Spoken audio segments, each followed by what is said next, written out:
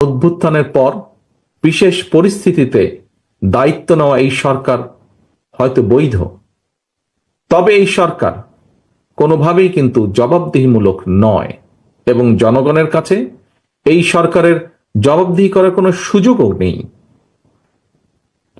দেশের বর্তমান অন্তর্বর্তীকালীন সরকার 10 মাসেও জাতীয় নির্বাচনের সুস্পষ্ট তারিখ ঘোষণা করেনি।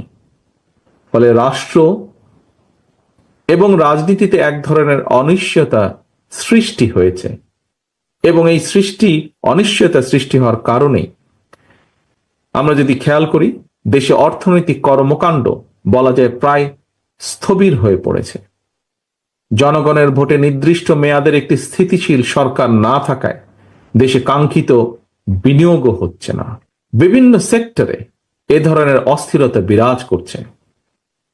জনগণ তাদের সমস্যা সম্ভাবনার কথা সরকারের কাছে তুলে ধরার বা বলার কোনো সুযোগ তারা পাচ্ছে। কালীন সরকারের উপদেষ্টাদের সঙ্গে স্বাভাবিক কারণেই জনগণের কোনোই যোগাযোগ নেই। বিভিন্ন শ্রেণী পেশার মানুষের সমস্যা সম্ভাবনা কিংবা দুঃখ দুর্দশা সম্পর্কে অনেক উপদেষ্টাই ওয়াকেফাল নন।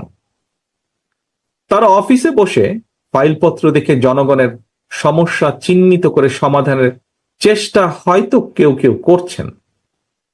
জনগণের সঙ্গে সরাসরি যোগাযোগ ছাড়া প্রশাসন নির্ভর, ফাইল নির্ভর বা ফাইল ওয়ার্ক দিয়ে সকল সমস্যার সমাধান যদি করা যেতই, তাহলে তো নিশ্চয়ই রাজনৈতিক দল বা রাজনীতির প্রয়োজন